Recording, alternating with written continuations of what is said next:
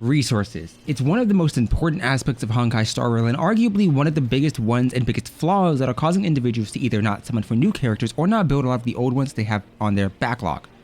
Whether this is characters they legitimately like the story of, characters they like the design of, or characters they legitimately were interested in the beginning, but saw the potential of them in terms of damage and decided against it. Resources in Honkai Star Rail are incredibly restrictive. During the double drop rate event, you saw a lot of individuals finally max out their characters, whether that be by their initial level, their light cones, or even just their traces. But without that, the drop rate of resources is so inherently low that it's almost impossible for you to, as an individual who maybe is free to play, fully build up an entire roster of units or an entirely separate team. By this I mean, with characters like Blade, Kafka, Luca, Locha, whatever the case may be, all these new characters, if you didn't pre-farm for them, and in the case of Blade, you were not capable of pre-farming for him unless you're talking about trace mats, you're normally spending a lot of time in the Relic domain and in the Ascension domain, and as a result, your stamina is spread pretty thin between them. This means that you're having to expend an incredibly high amount of resources, whether this is in terms of the stamina you're spending out, or the materials here, whether that's in terms of building out the trace material because you want destruction mats to get him up, or maybe you want to farm out his weekly boss to get his mats up, his primary traces. You're expending an incredibly high amount of resources just to get him to a baseline investment that a lot of other characters have. This could be someone like Silverwolf or Zile. These other characters have resources that have been available in the game since day one, and as a result, you have the ability to essentially farm them out already. For instance, in Zile's case, this Quantum boss is shared by every other Quantum character in the game, whereas in Blade's case, this boss here, even though they're dropping wind-based mats, aren't necessarily the same as the ones you would have used for Dan Heng. So you weren't capable of pre-farming his Ascension mats, which, hey, for a lot of individuals that's perfectly fine. But the problem inherently lies where once you get to this character, once you get him to 70 out of 80 or 8 out of 80, whatever the case may be, the Relic set, both of these Relic sets are new. And as a result, you may be in a position to where you're running subpar relics, or you may be running a 4-star relic just to make meets end and get the set bonus or even the main stat until you find something really good. Relics are already a bit of a difficult situation to have.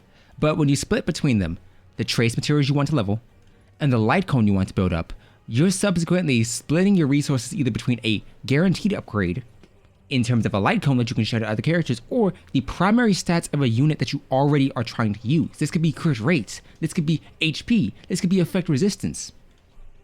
And so it makes it very difficult for individuals to look at their roster and say, oh yeah, I have this brand new character I really want to build like Blade, but I also have somebody else who would know the value of inherently at the beginning of the game. It could be Sampo, it could be Dan Heng. And it's a very difficult value proposition to make, to say, yeah, if you don't like Blade, or if you're unsure of him, pull him now and then build him, because the investment and the cost required to get him to a usable level could have been better spent on any other character. Especially when every other character in the game is someone you've had for now, and if you don't like them, there is no way to refund all the materials used. Other gacha games, some at least like Nikke, have the ability to allow you to refund the materials used to get them back to level 1. So essentially, your maximum character, maybe Zile, in this case it's 80 out of 80, all the trace mats, all the levels you've invested into this unit can be instead returned to you, and they'll just be reduced to their minimum level, that being 1 out of 20 or 1 out of 30. And all those mats can instead be swapped around. Even though there's a cost associated with that, the benefit is you didn't lose nearly as many resources as you would have had you, say, built them up and found out you didn't like them. Or built up a character like Jing Yuan, maybe found out a set for him, maybe built up his traces only to find out you don't want to use him. Honkai Star Rail is inherently in a worse position than Genshin in my opinion, because Genshin had the exploration aspect. Looking at the map, yes, there are chests all over. Yes, they increased the Forgotten Hall stuff. But it doesn't necessarily change the fact that the exploration in this game doesn't give you nearly as many rewards, and the drop rates are so low that it's inherently difficult to build up a character unless you pre-farm for them. And if you didn't, it's worse to try and make a statement saying, yes, this character is worth pulling now if you don't have the mats required, if you don't have the story completed.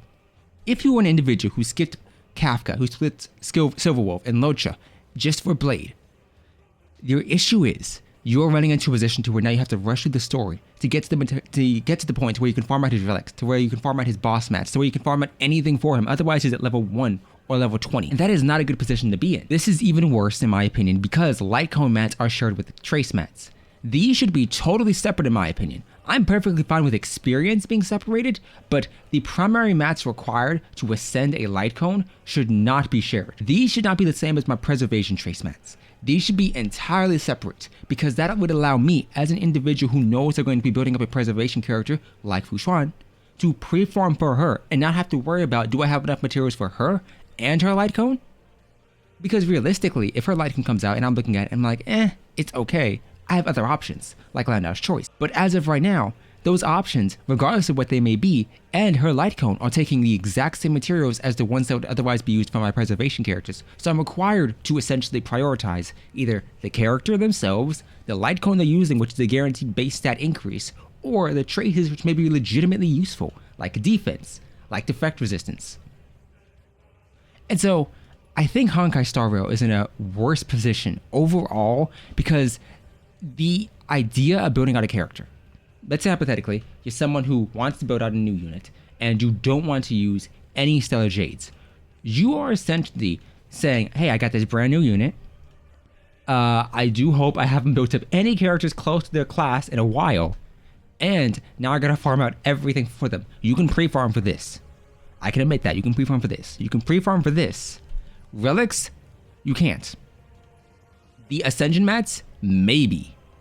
And if they're using an entirely different simulated universe set, also maybe. And that's even worse. For everyone who's going to say, and going to compare, in Genshin Impact, you have different relic sets or artifact sets. That's true. But the difference is, this would be the only page you're focused on in Genshin. Instead, in this game, you also have Simulated Universe, which has an entirely separate amount of sets that you're trying to build up. And the difference, and the big difference is, these sets here give you a minor damage bonus of 10%. That's it. Whereas in Simulated Universe, the planar sets here, even though they don't give you a damage bonus, they give you wind damage bonus. They give you your main elemental stat bonus, and that is incredibly impactful for your team's overall damage, especially your main DPSs. I can understand if you're like, you don't really care for your Tingyun or your Asta, but if you're looking at your Yanqing, your Zile, your Silverwolf, your Blade, your Kafka, any character like that, you want that damage bonus. And so you have to farm these to get the right set. And so it makes it incredibly difficult to essentially recommend or plan building out a character. I think that this is arguably one of the biggest reasons people don't want to pull for new characters, because they don't want to build them. It is so tempting and so frustrating to try and farm to get a character to barely be able to get them to a point where they're worth using. For me personally, this is arguably one of the biggest issues and reasons as to why it's so difficult, and why Honkai Star Rail feels more like it pushes you towards the concept of getting the battle pass just to be able to build out your roster of units. I understand you don't have to, but the amount of resources you get makes it so much easier to build out your team. If I pick up a unit, I want to use them. And it's so difficult to get to a position to where you legitimately can use them without feeling like they're a dead slot on your team. And this is especially true for the vast majority of you who are using a unit that doesn't have the signature light cone, especially if they're your damage dealer, because you don't have the benefit of getting the crit rate or crit damage that a light cone would otherwise provides. So what you're in a position is where your characters are already underperforming because they're not missing, they don't have their signature essentially, and you're reliant on relics and on traces to get their crit stats up, or you're relying on an entirely separate set in Simulated Universe to give you an 8% crit bonus to allow you to hit that breakpoint you legitimately want to. So I think, as of right now, I think it's very difficult to justify to a lot of individual new players to pull for a character if they don't have the rest of the team built out. And I think it's very difficult to look at brand new characters and say, yeah, they're good. And this is why, for me at least right now, I'm skeptical of a lot of new characters coming out, because they can look really good because we don't have that wide of a roster as of right now. But over time, that may lower. Over time, we may get a bunch of new units that significantly lower the value proposition of a lot of characters like Zile, or Jing Yuan, or Silverwolf, or Kafka, or whatever the case may be.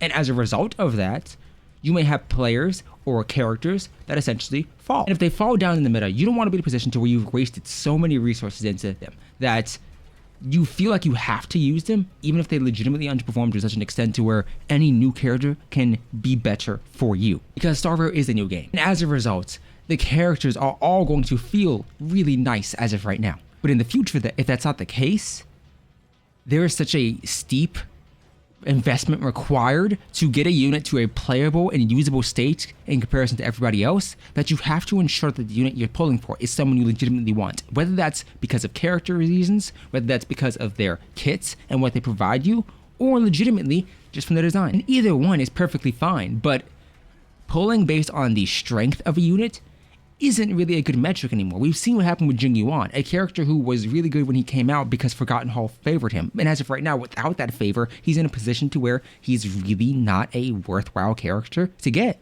in comparison to Blade, in comparison to anyone else. And so I don't want individuals to, look at characters and say, oh, they're really good right now. Oh, they do really good damage. And essentially think they're going to be the perfect pull for their account, because they may not be. And I think that their investment required to get a unit to a valuable state to where we can assess them is too high to, at any point, keep players interested long enough.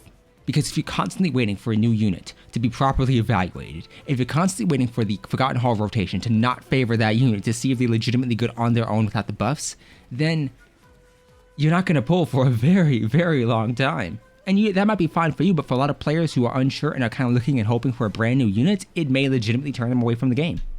And that's what I'm worried about. Don't get me wrong. I have fun, and I like characters I pulled for. But I'm in a position to where I can pull for these characters. I pulled for Zealot and her Light Cone. I pulled for Silverwolf and her Light Cone, alongside her Eidolons. I have a really good set for each of these units. And as a result, my units feel nice. I got Yanqing up. I legitimately enjoy the characters I have, and I legitimately invest a lot into them. But for you may not be able to pick up a bunch of different units, and you may as a result be limited to someone like Blade, or Seele, or Silverwolf, or Jing Yuan. And at that point, it's a much more difficult thing to rate and evaluate. And you're gonna see a lot of things, like Jing Yuan is broken. Well, he was broken for what, a month? And then it switched over to Silverwolf. Silverwolf's broken. She's amazing, insane, must pull. Well, now Blade beat out Jing Yuan. He's a must pull. He's insane. And the loop continues onward. Is Blade good? Yeah, he's good. Was Jing Yuan good? Yeah, he was when he came out. So I don't think it's worthwhile to ever take the units, essentially the community's opinion on the unit at face value. And I think due to the investment required, it's far more advised to wait at least 2 weeks, or even I'd say at minimum 1 week, to find out if they're worthwhile. That's just my thoughts. Tell me yours down below. Do you have issues? Do you think Honkai Star Rail has a bigger issue than a resource problem? I'd love to hear them either way. Subscribe if you enjoyed, and I'll see you next time.